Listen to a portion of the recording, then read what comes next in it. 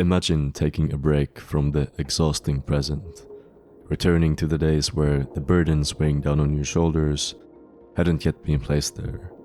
Possible regrets undone, clean slate and a simpler time free of care and worry, even just for a moment. There is something intoxicating about the idea of going back in time. But it doesn't work like that, and trying would be delusional. And even in fiction, it usually doesn't pan out right. I mean, I watched Primer a long time ago, and all I got out of it was a headache, so I'm definitely not built for this. But if hypothetically given a magical opportunity, I'm sure most people have those days where they wouldn't mind taking it. Or at least I do. But outside of sci-fi timeline shenanigans, even attempts to revisit the past in more grounded ways prove to be tricky. Records showing the existence of those days can be pretty accurate at first, but after a couple of rounds around the sun, even they get altered by the passage of time. Pictures fade, and the pesky intricate details of your memories are ironed out by the years in between. They might still sell the same snacks you loved as a kid, but somewhere along the way the recipe was changed, and it's not the same anymore. Regulations or something, I guess. What I'm trying to say is that the places in your mind that those objects and thoughts might send you to are not one-to-one to how it was in the past. The objects and memories are not one-to-one either, so how could you ever even expect them to actually bring you there? But let me clue you in on a hidden, very factual secret. Video games are different, as they don't follow these same rules. Artists create pieces of digital assets, image, sound, and text, which are sewn together with strings of code written by groups of tech magicians we know as developers. The end result is a complicated packaged labyrinth of data that takes up just a tiny corner of space on an SSD, or half of it if it's AAA, but contains an entire world born of but separate from ours with its own stories and rules. Video games are truly special. If this video was recommended to you, you probably already know that, but when it comes to revisiting the past, they are also particularly powerful, as they remain completely untouched by time. The controller might now feel smaller in your hands, but Mario still jumps the same when you press the button. His overalls are still the same shade of blue as instructed by the color code, and this guy, after all this time, is still a jerk. The zeros and ones, no matter how many years you wait, stay exactly as they were when created, still patiently waiting for you to visit again and for a moment channel the person who you used to be back when you first played. Feel those same feelings and find that freedom of the past you might crave for at times.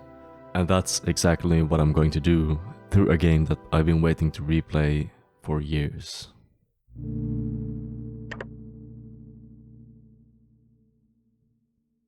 Final Fantasy X is one of those games that I mention in quite a lot of my videos when reminiscing about the past. And that's mainly because it's a game that left an impact on me in the beginning of my journey into this hobby. My memories around it are surprisingly strong, and thus it's easy for me to pull from those experiences when writing a video. I can even recall short moments from the exact day I went to buy the game with my dad. It was some kind of wintertime holiday, and most of the shops were closed, so we had to go to one that was pretty far away. I've forgotten which store it was, or if we went there by car or public transport, or what happened during, or why I even wanted the game in the first place. But a part that stuck in my mind was the moment right as we were leaving the store and I was holding the game case in my hand. I didn't have anywhere to put it, so my dad took it from me and placed it in the pocket of his winter jacket. I specifically remember being surprised at how easily this big-ass PlayStation 2 case fit into the pocket, and looking back, this memory probably stuck with me because at the time it reminded me of my own smallness, as I was still a child whose jacket only had dumb tiny pockets. It was something I was reminded of again when I got home, as it was way too early for me to play this game. It was the classic scenario every kid outside of the Anglosphere goes through at some point. I didn't know English, so I had no clue of what was happening or what the fuck I was supposed to be doing. I couldn't figure out the sphere grid. My main and only strategy was doing the laser move with Yuna's first Aeon, and I got stuck on the admittedly very scary Chocobo Eater boss fight. But the vibes were really cool though. Final Fantasy X has a unique setting even by today's standards. The world of Spira, tropical islands, religion and tech cities. The ocean bringing joy through culture, and pain through the fear of the natural disaster like sea monster Sin. There was a seriousness that I could feel in this game that I wasn't used to, and in my kid brain some of the cutscenes even brought back images of the horrific 2004 tsunami disaster, which I had seen on the TV not that long before. I had to stop playing, but I came back more confident in my English skills after 2 years of fending for myself in the cutthroat streets of RuneScape, and a completely new Spira was revealed to me. For those not super familiar with the story, let me explain the premise real quick. You play the game as Tidus, a young star athlete whose name I refuse to pronounce correctly, from the very technologically advanced city of Zanarkand. At the very start of the game, Zanarkand gets destroyed, and Tidus gets mysteriously transported 1,000 years into the future into Spira, a world being ravaged by a near Lovecraftian sea monster, Sin, who is seemingly punishing its people for straying too far from the teachings of Yevon, which is the religion of Spira. Tidus eventually joins a group of guardians protecting a summoner called Yuna, who sets off on a pilgrimage to visit temples and collect summonable monsters called Aeons, with the goal of defeating Sin, granting Spira around 10 years of peace until it wakes up again. But where it gets spicy is that every single person in this story except Tidus knows just how serious of a matter this pilgrimage is and the sacrifices it will require from its participants. Tidus is a goofball with a good heart, but he is painfully ignorant to the culture of Spira, and by his nature he stumbles and steps on emotions and boundaries over and over again, accidentally casting light on the painful truths the Guardians and Yuna have tried to hide deep within themselves. Of course, I didn't think about the game in those terms back then, but the emotions still reached me. It's an awesome tragic love story that took me through so many insane twists and turns that I was not ready for. There is no simple sequence of words I could string together to truly convey what playing this game felt to me at the time. I didn't know games could do anything like this, and Final Fantasy X changed my perspective permanently. I haven't properly replayed this game since then. I've looked at the memes, watched some videos and stumbled around the beginning parts of the game recording gameplay for my own videos, but I haven't actually played it again. This is the game I bought with my dad. It's the same copy. You know I'm not playing the version with fucking Skinwalker Tidus, right? I still got the PlayStation 2, which works just as good as it did back then, and so I'm going to relive that experience, revisit the past and feel those emotions again, playing the game the entire way through just as I did a long time ago. So, I'll see you again in 50-ish hours.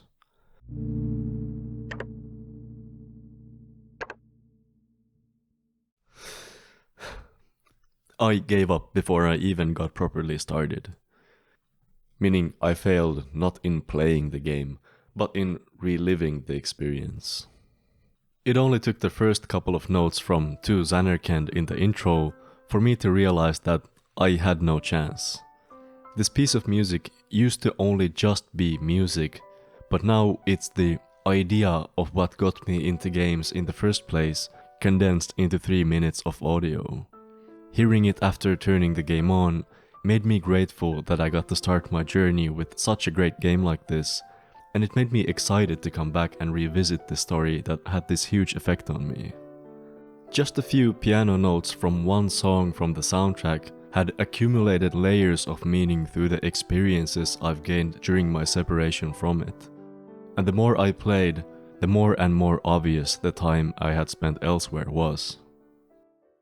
Even though the battle music still slapped, the random encounters annoyed me so much more than ever before. The infamous laughing scene was fine as it's always been, but outside of that, the writing and voice acting was much more awkward and silly than I remember. I need food. But it wasn't all negative though, like the fixed camera was something that used to get on my nerves back then, but I never noticed how pretty the camera angles in this game were, and how much charming cardboard cutout detail is hidden in the different rooms around Spira as a result of it. And most importantly, I never stopped to appreciate just how hard some of the fits in this game are. Like you gotta be really feeling yourself to first even come up with Lulu's belt skirt thing, and then to put it into this tropical ass setting, which, to quote this Reddit user, had a lot of NPCs in assless chaps. The outfits and the whole game in general has this light-hearted and colorful feeling to it, which must have distracted me as a kid. Like, I had completely forgotten how brutal and up close the story gets with Sin's destruction. Like, it's surprisingly heavy at times. There are a lot of layers to Spira, and even though Final Fantasy X is not perfect, and I didn't find what I was looking for, I still had a blast, and I'm glad no one was there to see my face as I watched the airship scene at the end of the game. It hit hard even when I knew what was coming, and since I did know the story already, I actually ended up spending a huge part of the playthrough not only just thinking about the game, but also this nostalgia trip that I was attempting to intentionally set out on. And as I played, it was this latter thought, my reason for picking up the game once more, that kept coming back to me again and again throughout the story. Even though nowadays it's informally used to refer to vaguely happy memories from the past triggered by something in the present, the word nostalgia originates from the Greek words nostos meaning homecoming and algos meaning pain. The term originally in the 17th century was invented to describe a potentially fatal medical condition resulting from the anxiety of Swiss mercenaries fighting away from home. And it's this homesickness, the contrasting bitter and sweet emotions of longing for the good old days, that I have some conflicted feelings about. I rarely go consciously looking for nostalgia, but a familiar sensation might trigger it by coincidence. The sound of skateboard wheels on tile in the distance sometimes takes me back to the summers when I used to skate every day from morning until sunset, and the smell of a specific cheap beer in the sunlight might bring me back to 9th grade summer break, as I haven't drank it since then. And there's something really comforting about those brief emotions. It's the evidence for good times had, archived by your brain and given back to you with a warm feeling attached to it. Nostalgia isn't considered deadly anymore, and on the contrary, it's seen to even result in various positive effects, from improving mood to promoting psychological growth. But despite the evidence for its benefits and the positive vibes associated with it, there's still a part of me deep down that sometimes finds nostalgia, especially in gaming and other art consumption, to be kind of gross and off-putting. And I think it's the combination of multiple things, with the most obvious being the commodification of nostalgia, the attempt to recapture common shared memories and turn them into products using the consumer's homesickness as a powerful marketing tool. I'm now in the demographic where I'm the target and my childhood the device used for commercial gain, so I see this quite a lot, and I actually don't mind something like a little repurposing of older aesthetics to appeal to someone like me, but the more blatant the methods are, pointless game remakes and dogshit movie sequels and reboots, the more annoying this is to me. And then, in addition to that, there's the rosy retrospection bias, which distorts the events of the past to appear more positive than they were in reality. This can seem harmless on an individual level, but because of it, I'm not even that sure if the memories I shared earlier in this video are even that accurate, which really sucks. This distortion, I feel, also makes the commodification even more potent, and when it's used maliciously through promises of recreating the good old days stolen by whoever is being targeted, it's not good at all. I think nostalgia also plays some part in the phenomenon of Disney adults, Harry Potter fans, different flavors of small beans, and grown-ass people talking about adulting. There's a type of longing for the past in all of this stuff, and I wouldn't call any of that bad necessarily, but maybe a bit unusual, I guess. But not as unusual as making long-ass videos about games though, just so we're clear. But in some cases, this kind of homesickness also comes with a defense mechanism against anything new outside of the confines of the home they long to return to. If you're a gamer, I'm sure you've met some old guard type who really likes COD 4 and thinks all new games are bad or too political. This is often the same guy who also really hates men's new trendy haircuts, and sometimes also the same guy who refuses to listen to anything outside of the music their cousin showed them when they were 14. If you are that person, you might be a bit annoying, but I kind of get it, as I also have some opinions that stem from my own longing and nostalgia. Like, I'm sure that it's not a coincidence that the Y2K design and fashion trend that has been going on for a couple of years now really appeals to me. I was a child when all of that was going on for the first time, and now I have an emotional connection to it. I love melty textures stretched around sharp low-poly shapes, just the way games looked in my childhood, and in contrast to that preference, I also see that defensive type of longing in myself in my negative predisposition towards hyper-realistic video game graphics. I even made a whole video criticizing that trend, but looking back, hyperrealism is just one style among the rest of them. I'm talking of just my gut feeling now, but it's like the differences between the object of homesickness and what is popular now is the evidence of time passing you by, and the adverse reaction towards the new, or whatever the fuck this is you lashing out at it. There is comfort in familiarity, and there could be so many different legitimate societal or personal reasons one might feel attached to the past. It would be hypocritical of me to tell you that you're not allowed to like the same things you did when you were 12, because I got myself into this mess through my own desire to return to that past for a moment. But as I attempted to do so, Final Fantasy X didn't let me.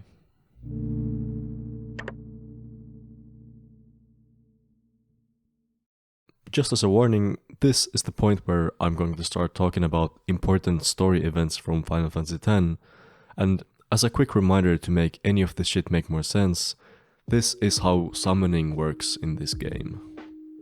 A summoner is a type of magic user trained by the temples of Yevon, and the faith is a person who willingly sealed their soul within stone, leaving it in an eternal state of dreaming, and the faith's Aeon is the embodiment of the sealed faith's emotions, which basically is like a cool monster that can be summoned by the summoner by praying to the faith.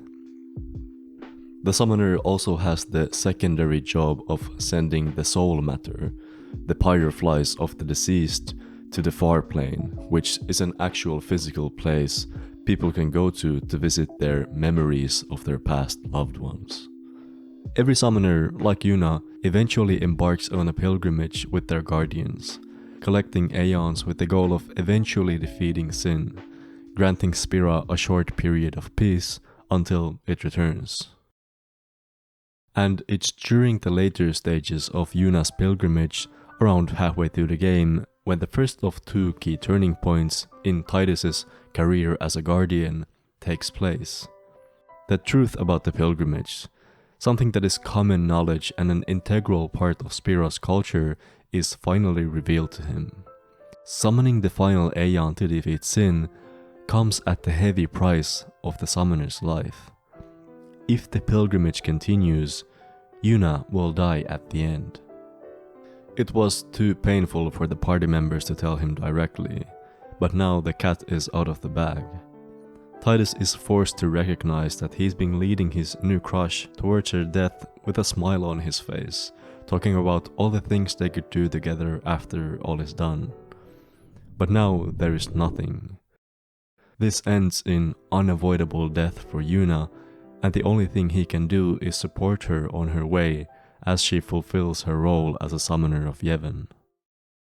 But on the way to the final temple, the party has to first cross a sacred mountain only accessed by summoners and their guardians, and it's at the very top of this mountain where they find something disturbing. An amalgamation of hundreds of faiths, all actively being prayed to by someone somewhere far away. And as Titus reaches his hand out to touch it, he collapses on the ground and enters a dream where the true history of Spira is passed on to him. Titus wakes up in his home in Zanarkand 1,000 years in the past.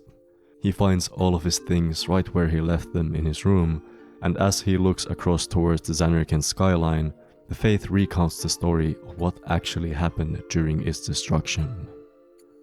There was a war between Zanarkand and another, more advanced city.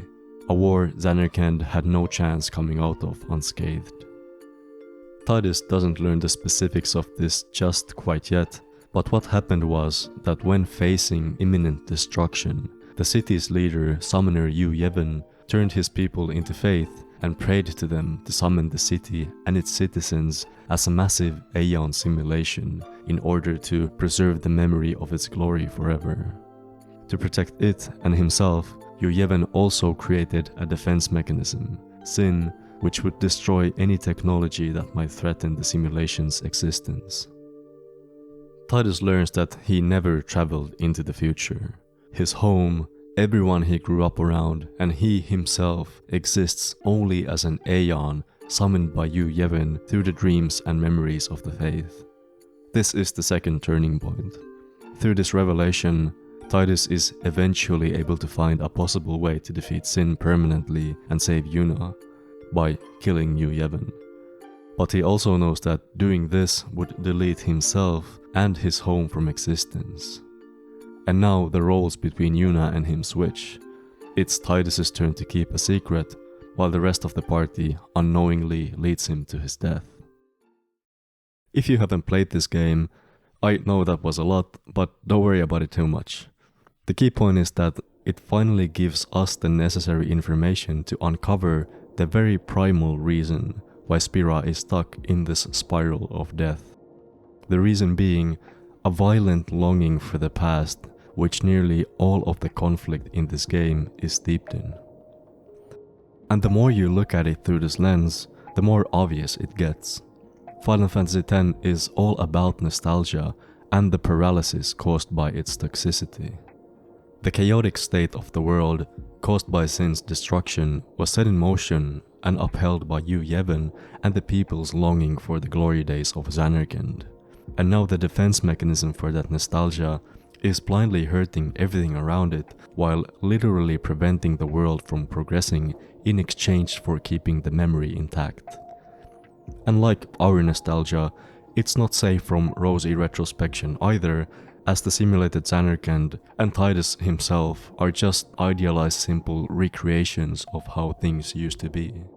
The religious leaders of Spira abused this disorder to control the people and to hold on to power forever through unnatural means.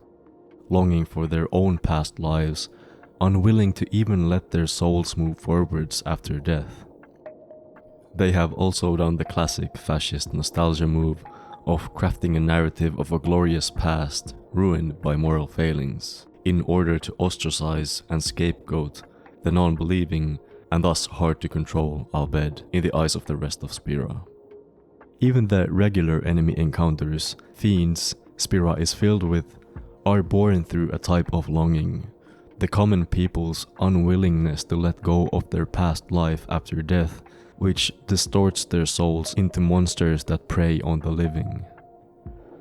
This theme, ironically, even reaches outside the confines of the game, as Square Enix themselves refuse to let Final Fantasy X end, as they keep reviving the story and its characters over and over again with some really baffling story decisions. For your sake, as a warning, if you love this game, do not look into what happens in Final Fantasy X will. It's not worth it.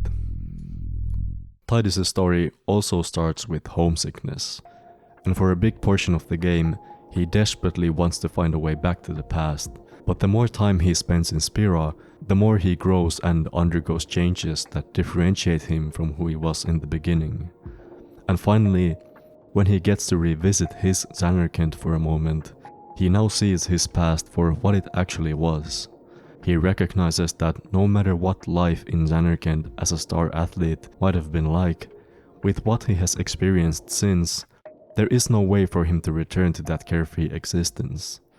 And I can't return to the me that played Final Fantasy X for the first time either. The experience that results from playing a game is not produced by the game alone. If there is no one to play it, the experience isn't of course created. There are two sides to it. No one snuck in and added all this nostalgia stuff in there when no one was looking. The game is exactly the same as it was before, but that is not something you can say about me. My game experience is different now because I haven't stayed still. The cells in my body have thankfully been replaced multiple times over, the controller is smaller in my hands, and I no longer have trouble fitting a game case into my winter jacket. I can't ignore or unexperience that, and if you saw past my nonsense in the intro, you always knew that I wasn't going to find what I was looking for. And that, I think, is in the heart of the reason why I have this aversion towards that specific kind of unrestrained nostalgia. It represents to me a rejection of progress and curiosity, an attempt to remain paralyzed in time, and the unwillingness to explore anything outside of the static bubble one imagines themselves in. When I catch myself clinging to the comfort of memories that have never even existed in the form that is recorded in my mind, sometimes even secretly wishing that I could return, it feels weird and I hate that. Why would I ever want to actually stay still or go backwards? Unless I've missed something, time is not stopping anytime soon, and denying my mind the opportunity to grow alongside it feels like shooting myself in the foot, or I guess in the mind. And it doesn't matter how many childhood classics I might replay and replay again, they will never bring me back. It took two sides to create that past experience, one of which is now permanently changed. I hope that didn't come across as too dark, because it isn't. There's still some video left, as there's another side to nostalgia we didn't get to yet. Something that is also very important to the game's end resolution. In the story, it's like there is a barrier of understanding between Spira and the events that have brought it to where it is today. The true reason for its chaotic state has been lost to time, and the struggle against its symptoms of longing have become its way of life. Even the leaders of Yevon, who seem to have a better understanding, would rather choose death than genuinely consider some other option. But that barrier is fractured when Tidus, a sentient manifestation of the Faith's rosy retrospection, enters Spira and interacts with it in the way that Tidus does everything, with awkward, good-hearted sincerity. Putting this parallel with real-world nostalgia gets a bit fucky, because Tidus is a distorted idea of the past who observes the present, when usually it would go the other way around. But the point is that the memory of the past isn't taken at face value or as something to be returned to. There is a longing in Tidus for his home that doesn't go away at any point in the story. The intro, which I love dearly, is literally him wistfully gazing into the ruins of the real Zanarkand, a representation of the death of his past life. He understands the flaws within his and the faith's nostalgia and accepts that there is no going back. And in the end, it's his more conscious point of view that eventually leads the way for Spira to break free from the spiral.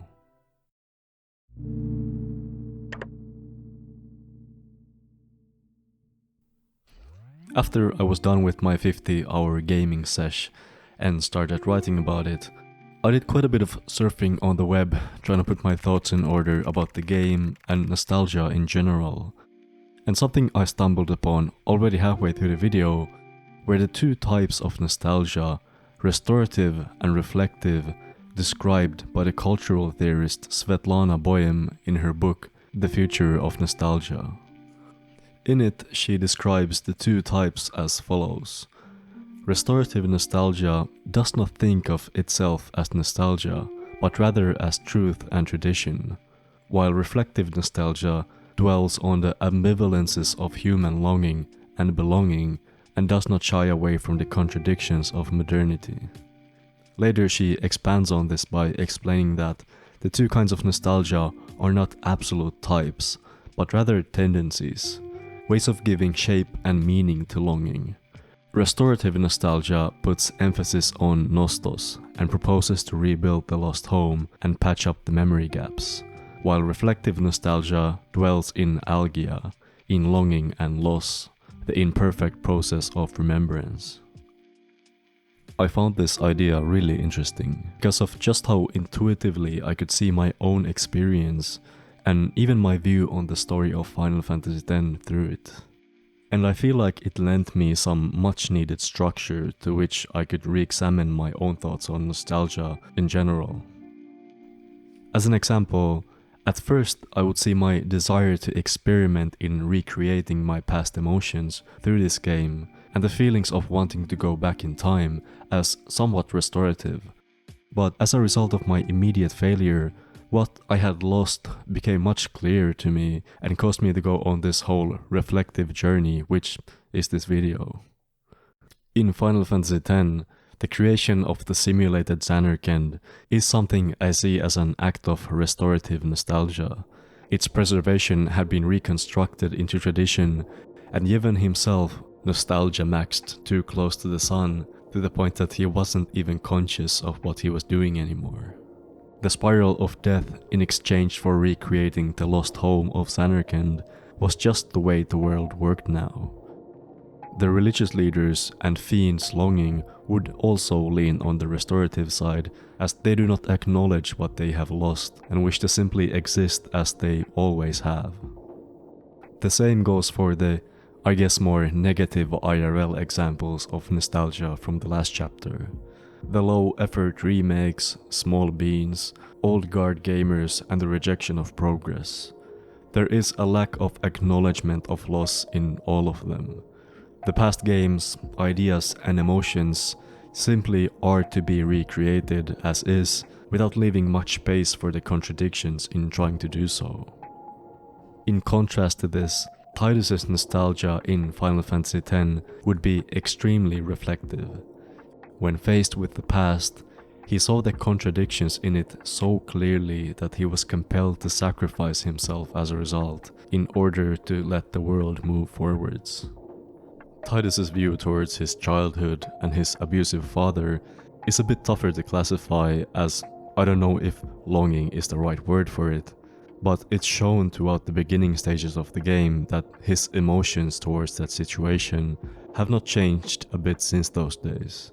But eventually, even if it doesn't fix things, Tidus is able to look at that more critically, partly due to the influence of Yuna, who herself has a very sober and reflective view towards her own loss, something that is shown not only by just her actions, but also by her devastatingly bittersweet entries in her diary sphere, which Tidus ends up finding.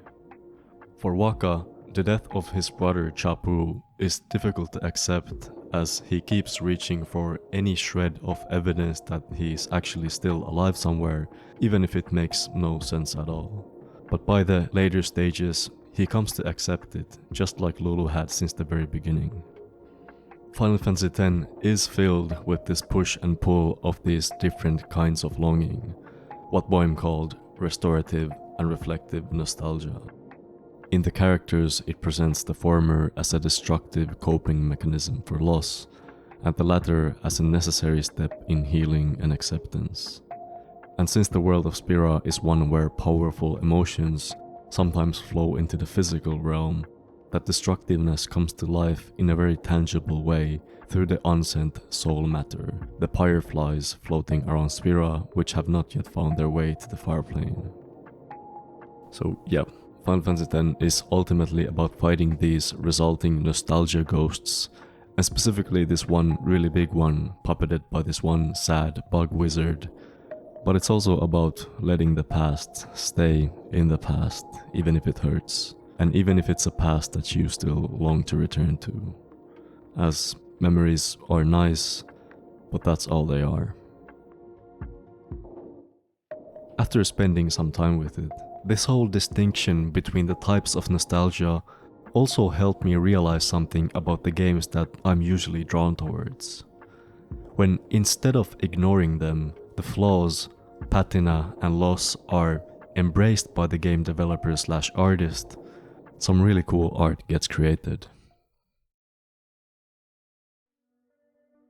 When the dealer's deranged face peers at you over the table, awaiting your next move in buckshot roulette, the intentional use of posterization, a lack of detail originally caused by bit depth limitations, or the attempt to salvage compressed JPEGs, in this context, creates a feel of crunchy, terrifying creepypasta imagery.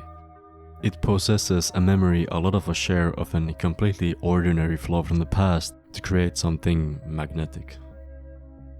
Or what about the repeating, stretched textures in the castle hallways in Pseudo Regalia? They feel like something I vaguely remember playing through as a kid, as games just used to look like this back then, but here in this context, the style and my distance from it evokes a feeling of dreamlike transience, placing you in the game somewhere in between reality and illusion, a liminal space through which dreams can be influenced. Void Stranger is a game that is very difficult to talk about without spoiling it, but if you want to see the concept of old Sokoban box puzzle games being pushed to absolutely mind-bending limits, you should jump into the rabbit hole that is this game yourself. I've been stumbling down it ever since replaying Final Fantasy X, and it's a great example of finding something weird and subversive through an exploration of a classic idea. And if this video ends up taking a long time to come out, this game is a part of the reason why. For a detour outside of gaming, again, liminal spaces are something that I feel often invite self-aware nostalgia towards them. If you're not super keyed into this stuff, they are, in a very simple explanation, spaces between some kind of transition from one state to another, usually shared in the form of an image. The definition leaves a ton of room for interpretation, so the variety of results you get when you search for it is huge, but what connects them is this uncanny, eerie, but also kind of comfortable feeling they evoke.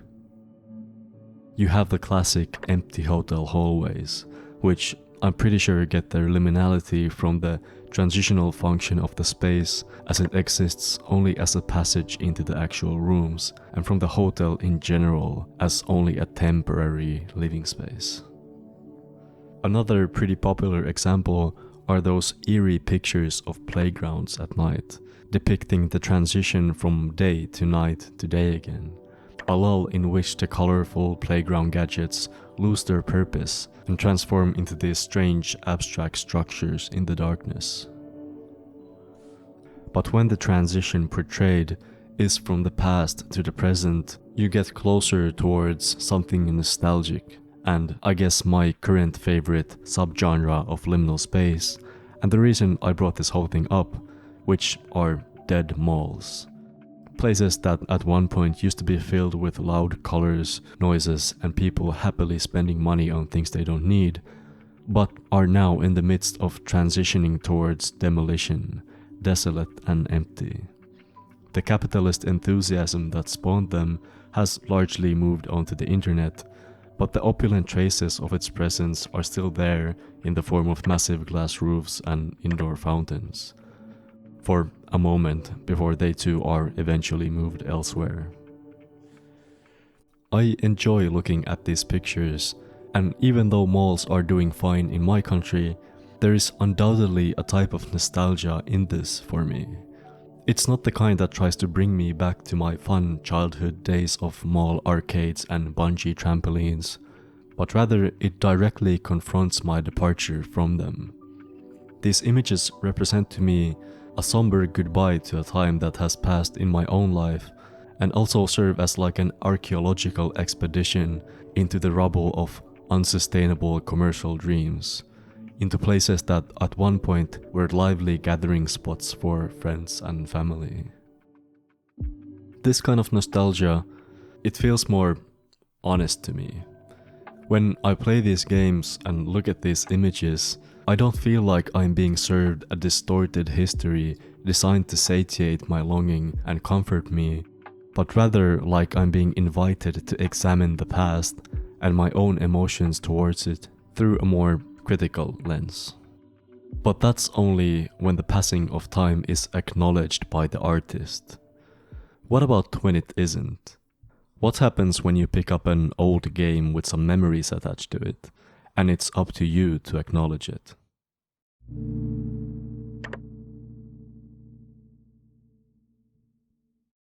We already went through this. Even though they can be pretty convincing, games, or anything else for that matter, cannot bring you back to a time, to a person you were in the past. Rosy retrospection has altered what that time even was, and the burdens and experiences you've carried since have left their permanent marks on you. But despite all that, the age-defying nature of games is still real, and I think it still has a unique value to it. Every time you play a game, you leave a part of yourself, a bundle of emotions and thoughts behind, sealed within its complex structures. And because of its resilience, it seals them well, leaving them waiting to be rediscovered for when you eventually decide to come back. When you do, if you need to, you can try and reconstruct that past experience you had way back when. It won't work, but it'll probably feel nice and comfortable for a bit.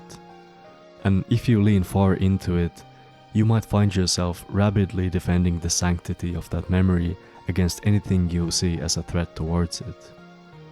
Or you can appreciate the fact that there is no going back. See yourself from the point of view of now, examining the distance. How did the game make you feel then? How does it make you feel now? And where is that nostalgic ache actually coming from?